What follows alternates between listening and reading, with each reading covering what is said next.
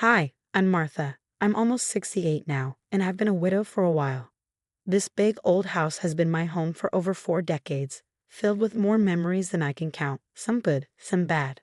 I've lived here so long that I swear these walls in my heartbeat. My kids, Tom and Sarah, are all grown up now, but we've always stayed close. They visit every weekend to help me with yard work and bring groceries. I thought we had a good rhythm, but lately things have started to change. My body's not what it used to be. Arthritis in my hands makes cooking painful, and cleaning the house is an uphill battle. Some days, just getting out of bed feels like running a marathon. So when Tom and Sarah showed up last Sunday with serious looks on their faces, I knew something was up. "Mom, we need to talk," Tom said, looking worried. "What's going on?" "You two look like someone died," I joked, trying to lighten the mood. Sarah spoke up. "We're worried about you, Mom. Living here all alone isn't safe." "I'm fine, really," I insisted, though even I didn't believe my own words. Tom leaned in. "Mom, we've been thinking. What if you signed the house over to us?" I nearly choked on my tea. "What? Why would I do that?" "It's not what you think," Sarah said quickly. "We take care of everything, the bills, the maintenance, all of it. You wouldn't have to worry about anything. And most importantly," Tom added, "we'd make sure you're taken care of right here at home. No nursing homes, no strangers, just us." I'll admit, it sounded tempting. No more struggling with the vacuum or trying to remember if I paid the electric bill. But still, I hesitated. This house is all I have left of their father. Sarah gently took my hand. "Dad would want you to be safe and cared for, Mom. That's all we want too." They kept talking, painting this rosy picture of how things could be. Me, comfortable in my own home, and them handling everything. It sounded like a dream. After a while, I agreed. "If you really think it's for the best." The next few weeks were a blur of lawyers and paperwork.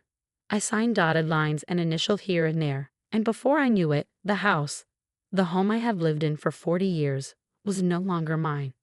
But surprisingly, I felt relieved, like a weight had lifted.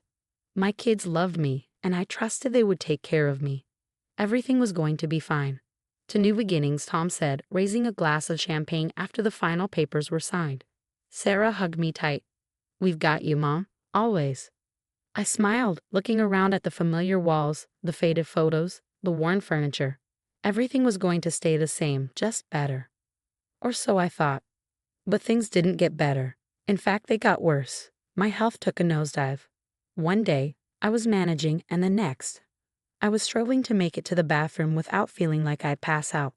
Tom and Sarah started acting strange, whispering when they thought I couldn't hear, cutting conversations short when I walked into the room. At first, I figured they were just worried, but something felt off. Then, out of nowhere, this nurse showed up. "This is Nurse Jenkins' mom," Sarah said, all sweet-like. "Just a routine checkup." Nurse Jenkins poked and prodded, asking a million questions. "How often do you fall? Can you dress yourself? Do you remember to take your meds?" I answered as best I could, feeling more like a lab specimen than a person. After she left, I overheard Tom and Sarah talking in the kitchen. "Nurse Jenkins says she needs round-the-clock care," Tom whispered. "We can't provide that," Sarah replied. "Maybe it's time we consider other options." My blood ran cold. Other options? What does that mean? I didn't have to wait long to find out. I was supposed to be napping, but I snuck downstairs when I heard them talking again. "Sunny Meadows has an opening next month," Tom said. "I know it's a nursing home, but they have great reviews." "Mom would be well taken care of there," Sarah sighed. I couldn't believe my ears. A nursing home? After they promised to take care of me here? I burst into the room, anger surging through me. "So this was your plan all along? Get me to sign over the house and then ship me off." They looked like deer in headlights. "Mom, it's not like that," Sarah started. "Then what is it like?" I demanded, because from where I'm standing, it looks like you two played me for a fool. "Mom, your health is declining. You need professional care," Tom said, trying to reason with me. "What I need is for my children to keep their promises," I shouted, surprising even myself. "We're doing this for your own good," Sarah insisted. I laughed bitterly. My own good? Or for your convenience? The argument went on for hours. They threw around words like safety and quality of life, but all I heard was betrayal. In the end, it didn't matter what I said. The house wasn't mine anymore, and it seemed neither were my choices. A week later, I'm sitting in a sterile room at Sunny Meadows Nursing Home, surrounded by boxes of the few possessions they let me bring. The walls are too white, the air reeks of disinfectant, and the sound of old folks moaning drifts down the hall. Tom and Sarah are getting ready to leave, but I can't even look at them. "We'll visit every week," Sarah promises, her voice thick with tears. "Don't bother," I mutter. Tom tries to hug me, but I pull away. "Mom, please understand," he pleads. "Understand what?" I snap. "That my own children lied to me, took my home, and dumped me here." "Oh, I understand plenty." They leave, and I'm alone, truly alone for the first time in my life. The room feels like a prison cell. The bed's too small, the window's too high, and I curl up on the unfamiliar mattress, letting the tears come. This isn't how it was supposed to be. This isn't what they promised. I gave them everything, and this is how they repay me, by locking me away like some dirty secret. As I lie there, listening to the strange noises of my new home, one thought keeps circling in my mind. Asterisk, this isn't over, asterisk, they think they've won, that I'll just roll over and accept this. But they don't know me very well if they believe that. This is just the beginning. I'll be damned if I go down without a fight. The first few weeks at Sunny Meadows were hell. I felt like a fish out of water, gasping for air in this cold, sterile place. The nurses were kind enough, but it wasn't home. It wasn't my life.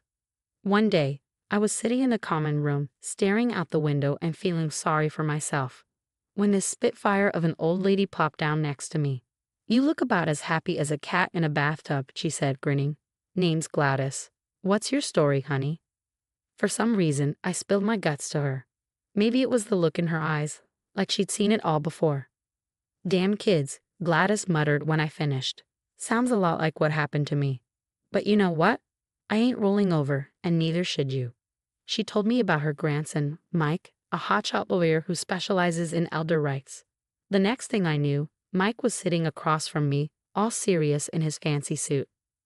"Mrs. Martha, what happened to you is not okay," he said, his voice firm. "It's called elder abuse, and it's illegal."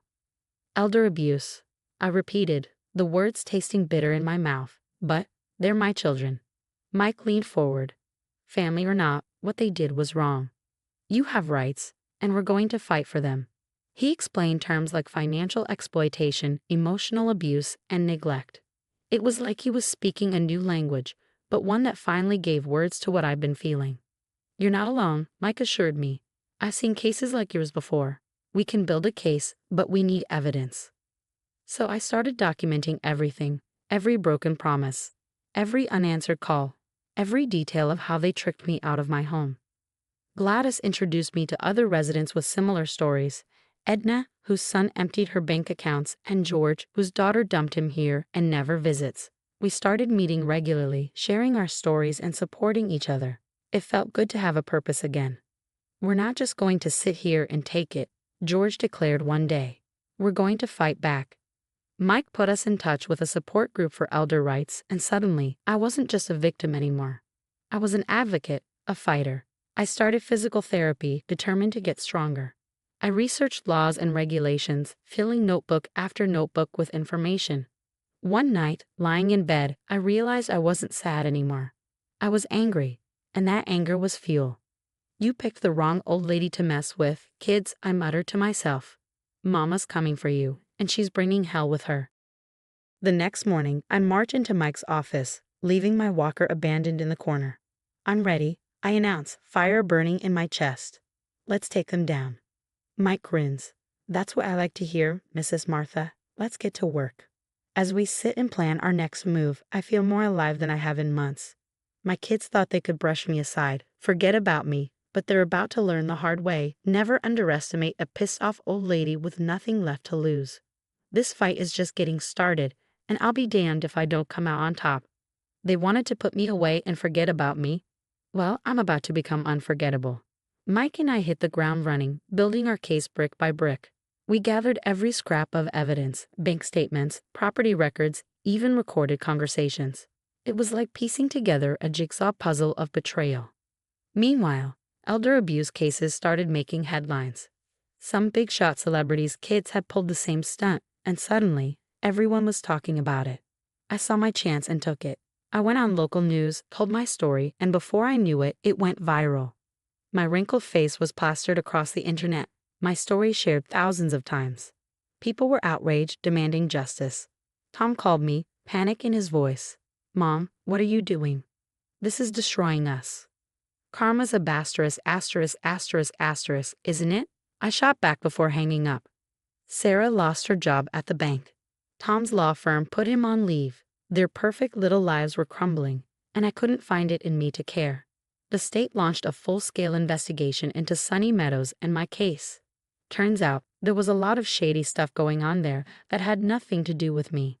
Mike was in his element, presenting our case to the DA. "We've got them dead to rights," he assured me. "They're going down." When Tom and Sarah were charged with elder abuse and fraud, I felt nothing. No satisfaction, no vindication, just emptiness.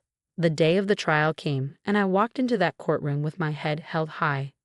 Gladys by my side for support. "Tell us what happened, Mrs. Martha," the prosecutor said. So I did. I laid it all out, the lies, the manipulation, the betrayal. I looked my children in the eye as I spoke and saw the shame on their faces. "I gave you everything," I set my voice steady. "My love, my trust, my home.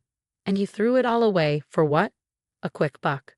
The jury didn't take long to reach a verdict. Guilty on all counts. As part of their sentence, Tom and Sarah had to forfeit all assets gained through their fraud, including their own homes. Karma indeed. But it wasn't over. My story struck a nerve. Politicians started falling over themselves to propose new laws protecting the elderly. They called it the asterisk Martha Act asterisk imagine that.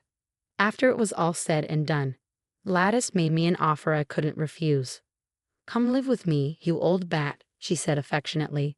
"My place is too big for just me anyway." And here I am, starting a new chapter. Gladys and I, well, we've become quite the dynamic duo.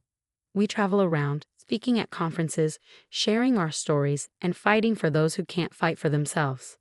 I won't lie. There are days when I miss Tom and Sarah, days when I wonder if I did the right thing.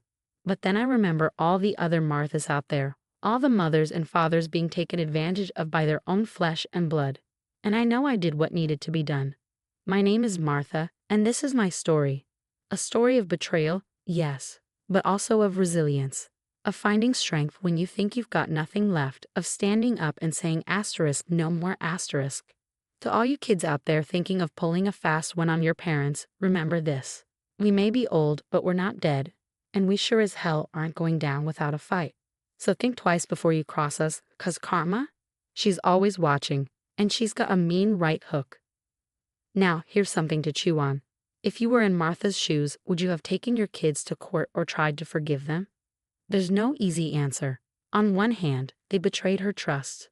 On the other, they're still family. So where do you draw the line between justice and mercy? Drop your thoughts in the comments.